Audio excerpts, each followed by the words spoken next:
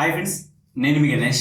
Friends, ఈరోజు ఈ వీడియోలో భారత్ క్యూఆర్ కోడ్ని ఎలా జనరేట్ చేయాలని నేను వీడియోలో చెప్తాను. అయితే దీనిలో వచ్చేటప్పటికి ఏంటంటే రెండింటికి పాన్ కార్డ్ అయితే ఖచ్చితంగా రిక్వైర్మెంట్ ఉంటుంది. Galla అని స్విప్ అనమాట. ఈ రెండు యాప్స్ కోసం మీకు ఈ వీడియోలో చెప్తాను. ఈ రెండు యాప్స్ లింక్స్ కూడా కింద డిస్క్రిప్షన్లో ఉంటుంది. అండ్ వన్ మోర్, మీరు ఖచ్చితంగా కేవైసీ అయిన తర్వాతనే మీరు ఈ ఏదైతే భారత్ క్యూఆర్ కోడ్ చెప్తాను వీటిని కంప్లీట్గా చూడండి. మీకు నెక్స్ట్ పార్ట్లో వీటి వల్ల యూజ్ ఏంటి, అసలు మనం దీన్ని ఎలా యూజ్ చేయాలని నేను చెప్తాను.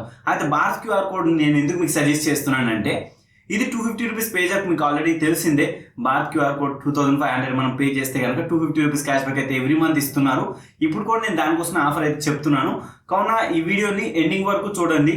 చూసి నేను ఏదైతే స్టెప్స్ చెప్తానో అది కంప్లీట్గా చేసుకోండి. మీకే చాలా అంటే చాలా బెనిఫిట్స్ అయితే ఉంటాయి.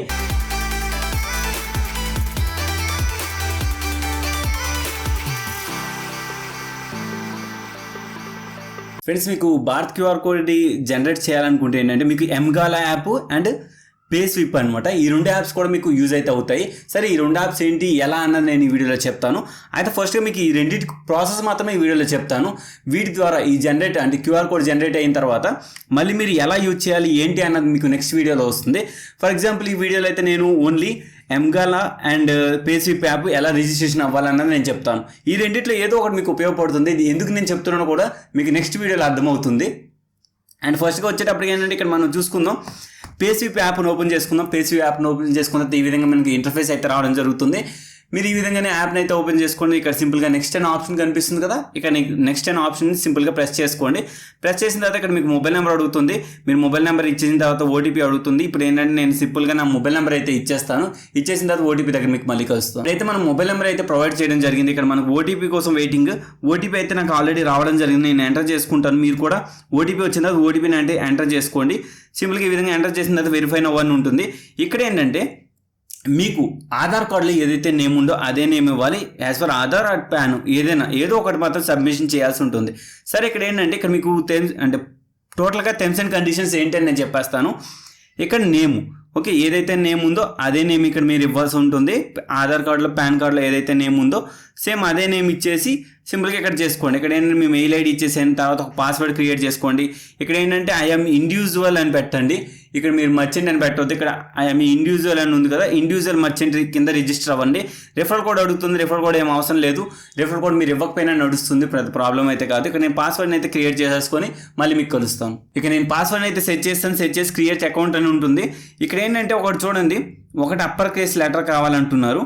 ఫర్ ఎగ్జాంపుల్ క్రియేట్ అకౌంట్ కొడితే ఒకటి అప్పర్ కేసు అండ్ ఇది అంటే ఫర్ ఎగ్జాంపుల్ ఇప్పుడు క్యాపిటల్ ఏ పెట్టి తర్వాత స్మాల్ లెటర్స్ పెట్టి ఒక సింబల్ పెట్టాలి. @ లేకుంటే స్లాషో ఏదో ఒకటి పెట్టేసి మనం చేసుకుంటే అయిపోతుంది. తర్వాత ఏంటంటే ఇక్కడ నెంబర్స్ ఉండాలి, లోవర్ కేసు ఉండాలి, అట్లీస్ట్ 1 నెంబర్ కూడా ఉండాలి. ఇక్కడ మీరు ఇవన్నీ అంటే పర్టికులర్గా చేసుకొని తర్వాత మీరు పాస్వర్డ్ అయితే ఎంటర్ చేయాల్సి ఉంటుంది. ఇక నేనైతే ఇవన్నీ ఎంటర్ చేసుకొని సింపుల్గా ఇక్కడ క్రియేట్ అకౌంట్ అని ఉంటుంది. క్రియేట్ అకౌంట్ క్లిక్ చేసిన తర్వాత ఇక్కడ మీకు ఒక పాస్వర్డ్ అయితే క్రియేట్ చేసుకోమంటుంది. మీకు నచ్చిన పాస్వర్డ్ ఏదైనా సరే పెట్టుకోవచ్చు. 4 డిజిట్స్ పెట్టాల్సి ఉంటుంది. నేను ఈ విధంగా 4 డిజిట్స్ని అయితే క్రియేట్ చేస్తాను. క్రియేట్ చేసిన తర్వాత ఇక్కడ మీకు వస్తుంది I don't have a POS machine అని ఉంది కదా, డివైస్ అని చెప్పి దీన్ని క్లిక్ చేసుకోండి. ఇలా క్లిక్ చేసిన తర్వాత కంటిన్యూ క్లిక్ చేయండి. సెటప్ కంటిన్యూ క్లిక్ చేసుకోండి. చేసిన తర్వాత ఇక్కడ పర్సనల్ డీటెయిల్స్ పాన్ కార్డ్ అడుగుతుంది. ఇంకా ఇక్కడ అదర్ డీటెయిల్స్ అంటే అడ్రస్ డీటెయిల్స్ కోసం ఆధార్ కార్డ్ కానీ, డ్రైవింగ్ లైసెన్స్ కానీ, ఎలక్ట్రిసిటీ బిల్ కానీ, టెలిఫోన్ బిల్ కానీ ఏదైనా ఇవ్వచ్చు. తర్వాత మీకు బ్యాంక్ డీటెయిల్స్ కూడా ఇచ్చేసి సింపుల్గా ఫర్దర్గా కంటిన్యూ చేస్తే ఏంటంటే మీరు ఇంతకుముందు క్రియేట్ చేశారు కదా ఆ అకౌంట్ అయితే వస్తుంది. సరే, ఇక్కడ మీకు ఈ ఏదైతే Bharat QR code account generate అవ్వడానికి మనకు విత్ ఇన్ 3 to 5 days అయితే టైం పడుతుంది. ఒకవేళ మీకు అవసరం లేదు ఈ తర్వాత చేసుకుంటారంటే ఈ విధంగా చేసేసుకోవచ్చు. ఈ విధంగా అయితే మీరు భారత్ క్యూఆర్ కోడ్ అప్లై మాత్రమే చేశారు. ఇది మీకు వస్తుందని అయితే చెప్పలేము. కావున ఏంటంటే కొన్ని రోజులు వెయిట్ చేయాలి, 3 days. కావున ఇన్స్టాంట్ మీకు ఇంకొకటి ఉంది, కానీ ఇది నేను వెరిఫై చేసింది. ఇది ఏంటంటే మనీ డబ్బులు వస్తున్నాయి. కావున నేను దీని ద్వారా వెరిఫై చేశాను. అది నేను వెరిఫై చేయలేదు Galla కోసం, కానీ నేను చెప్తాను ఎందుకంటే అది కూడా బాగానే వస్తుంది. మీకు అప్డేట్ చేసిన తర్వాత అంటే మీరు ఫర్ ఎగ్జాంపుల్ Payswiff ఉంది కదా, అది అప్డేట్ చేసిన తర్వాత ఈ విధంగా వస్తుంది. ఫర్ ఎగ్జాంపుల్ ఇక్కడ నాకు చూడొచ్చు ఇక్కడ నేను మీకు ఫర్దర్గా నెక్స్ట్ వీడియోలో దీనికోసమే చెప్తాను, ఎంగాలా కానీ లేకుంటే పేసివ్ యాప్ కోసం కానీ చెప్తాను. ఇక్కడ చూడండి ట్యాప్ టు కలెక్ట్ అని ఉంది. ఇన్ స్టోర్లోకి వెళ్తాను. ఇన్ స్టోర్లోకి వెళ్ళిన తర్వాత ఈ విధంగా 2500 అమౌంట్ ఎంటర్ చేసుకుని ఫర్ ఎగ్జాంపుల్ మీకు చూపించడానికి మాత్రమే ఇక్కడ భారత్ క్యూఆర్ కోడ్ ఆప్షన్ వస్తుంది అనమాట. ఇది ఇలా మీకు ఆ భారత్ క్యూఆర్ కోడ్ ఆప్షన్ వచ్చింది అంటే కనుక మీరు భారత్ క్యూఆర్ కోడ్కి అప్రూవల్ అయినట్టు. దీనికోసం అయితే మీకు ఖచ్చితంగా పాన్ కార్డ్ అయితే రిక్వైర్మెంట్ ఉంటుంది. ఇది మాత్రం మీరు గమనించుకోవాల్సి ఉంటుంది అనమాట. ఇప్పుడైతే యాప్ని అయితే ఇన్స్టాల్ చేసుకున్న తర్వాత ఓపెన్ చేసిన తర్వాత ఎంగాలా ఇది, ఎందుకంటే నేను అప్పుడు చూపించినప్పుడు నేను ఓటీపీ రీడైరెక్షన్ తీసుకోవట్లేదు. ఇప్పుడు కొన్ని డివైస్లు యాక్సెప్ట్ చేస్తుంది. ఇప్పుడు నేను అది సెర్చ్ చేశాను. ఇక్కడ మీ నేమ్ ఎంటర్ చేసుకోవాలి. ఇక్కడ మీ నేమ్ ఎంటర్ చేసుకుని ఇక్కడ డూయింగ్ బిజినెస్ అంటే మీరు ఏ బిజినెస్ చేస్తుంది దాన్ని ఎంటర్ చేసుకోవాలి.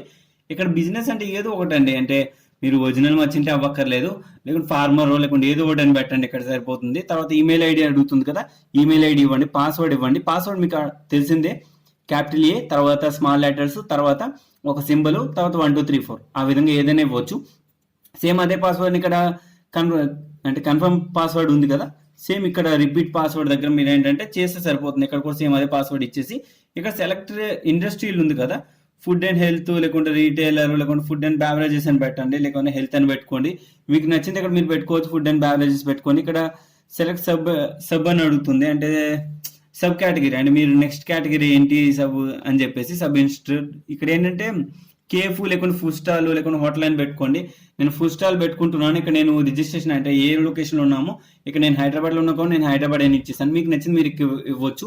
ఇప్పుడు నేను కంటిన్యూస్ ఈ ప్రాసెస్ అయితే చేసి మళ్ళీ కలుస్తాను. ఇక్కడ మీరు మాత్రం ఖచ్చితంగా ఇండివిజువల్ అనే ఉండాలి, ఎందుకంటే మనకి ఏ కంపెనీ లేదు కావున ఇండివిజువల్ అయితే పెట్టుకోవాలి. ఇక్కడ ఇవన్నీ ఇచ్చేసిన తర్వాత సింపుల్ ఇక్కడ నెక్స్ట్ అనే ఆప్షన్ ఉంటుంది. నెక్స్ట్ ఆప్షన్ క్లిక్ చేసిన తర్వాత ఇక్కడ మీకు అడుగుతుంది ఏంటంటే ఎంగాలా సర్వీస్ టర్మ్స్ అండ్ కండిషన్స్ అని చెప్పి ఇక్కడ సింపుల్గా యాక్సెప్ట్ కొట్టేసి రిజిస్టర్ అని ఉంటుంది, రిజిస్టర్ నో అని క్లిక్ చేసుకోండి. ఇక్కడ రిజిస్టర్ అయిన తర్వాత మీకు ఈ విధంగా ఇంటర్ఫేస్ అయితే వస్తుంది.